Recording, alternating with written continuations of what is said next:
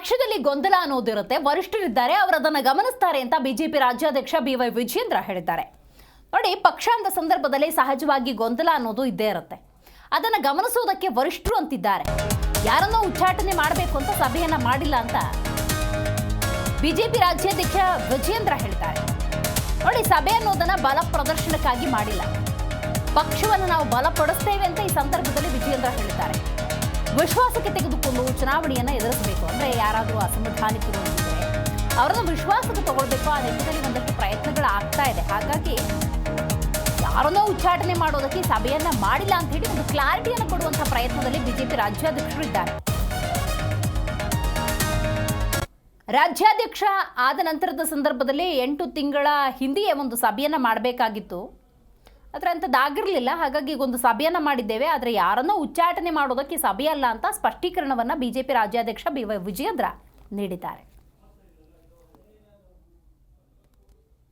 ಏನಪ್ಪ ಅಂತ ಹೇಳಿದ್ರೆ, ನಾನು ರಾಜ್ಯದ ಅಧ್ಯಕ್ಷನಾದ ಮೇಲೆ ಬಹುಶಃ 8 ತಿಂಗಳುಗಳಿಂದನೇ ಸಭೆನ ಆಯೋಜನೆ ಮಾಡಬೇಕಾಗಿತ್ತು. ಕೆಲಸದ ಒತ್ತಡ, ಬೇರೆ ಬೇರೆ ಕಾರಣಕ್ಕೆ ಈ ಸಭೆ ಮಾಡೋದಕ್ಕೆ ಸಾಧ್ಯ ಆಗಿರಲಿಲ್ಲ.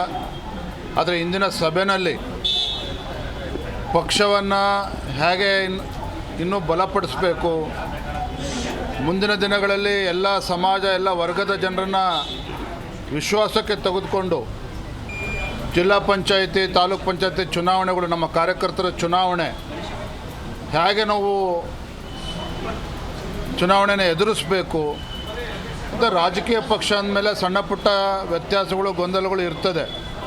ಅವೆಲ್ಲವನ್ನೂ ಕೂಡ ಕೇಂದ್ರದ ವರಿಷ್ಠರು ಗಮನಿಸ್ತಾ ಇದ್ದಾರೆ. ಅದು ನಮ್ಮೆಲ್ಲರ ಕರ್ತವ್ಯ. ನಾವೆಲ್ಲರೂ ಕೂಡ ಒಗ್ಗಟ್ಟಾಗಿ, ಒಂದಾಗಿ ಪಕ್ಷವನ್ನು ಬಲಪಡಿಸ್ತಕ್ಕಂಥ ಕೆಲಸ ಮಾಡಬೇಕು ಅನ್ನೋ ಸಂದೇಶವನ್ನು ಸನ್ಮಾನ್ಯ ಯಡಿಯೂರಪ್ಪನವರು, ಎಲ್ಲ ಹಿರಿಯರು ಕೂಡ ನೀಡಿದ್ದಾರೆ. ಮತ್ತು ರಾಜ್ಯದ ರಾಜಕೀಯ ಪರಿಸ್ಥಿತಿ ಬಗ್ಗೆಯೂ ಕೂಡ ನಾವು ಚರ್ಚೆ ಮಾಡಿದ್ದೇವೆ. ಇವತ್ತಿನ ಸಭೆ ಯಾವುದೇ ರೀತಿಯ ಬಲ ಪ್ರದರ್ಶನ ಆಗಲಿ, ಯಾರನ್ನೋ ಪಕ್ಷದಿಂದ ಉಚ್ಚಾಟನೆ ಮಾಡಬೇಕು ಈ ವಿಚಾರ ಆಗಲಿ, ಇದ್ಯಾವುದೂ ಕೂಡ ಈ ವಿಚಾರನ ಇಟ್ಕೊಂಡು ಸಭೆ ಸೇರಿರ್ತಕ್ಕಂಥದ್ದಲ್ಲ. ಪಕ್ಷವನ್ನು ಹೇಗೆ ಸರಿಪಡಿಸಬೇಕು ಅನ್ನುವ ಕರ್ತವ್ಯ ರಾಜ್ಯದ ಅಧ್ಯಕ್ಷನಾಗಿ ನಂದು ಕೂಡ ಇದೆ. ಪಕ್ಷದ ಹಿರಿಯರು, ವರಿಷ್ಠರು ಕೂಡ ಇದ್ರ ಬಗ್ಗೆ ನಮಗೆ ಮಾರ್ಗದರ್ಶನ ನೀಡುತ್ತಾರೆ. ಆದರೆ ಇವತ್ತಿನ ಸಭೆ ಇವೆಲ್ಲವನ್ನೂ ಕೂಡ ಬದಿಗಿಟ್ಟು ಪಕ್ಷವನ್ನು ಬಲಪಡಿಸ್ತಕ್ಕಂಥ ನಿಟ್ಟಿನಲ್ಲಿ ಎಲ್ಲರನ್ನೂ ಕೂಡ ಜೊತೆಲಿ ತೆಗೆದುಕೊಂಡು ಹೋಗಬೇಕು, ಈ ನಿಟ್ಟಿನಲ್ಲಿ ಸಭೆಯನ್ನು ಮಾಡಿದ್ದೇವೆ. ಇವತ್ತಿನ ಸಭೆ ಜಿ ಕನ್ನಡ ನ್ಯೂಸ್ ಈಗ ನಿಮ್ಮ ಮನೆಯಲ್ಲೇ ನೋಡಿ. ಎಲ್ಲ ಕೇಬಲ್ಗಳಲ್ಲಿ ಈಗ ಲಭ್ಯ.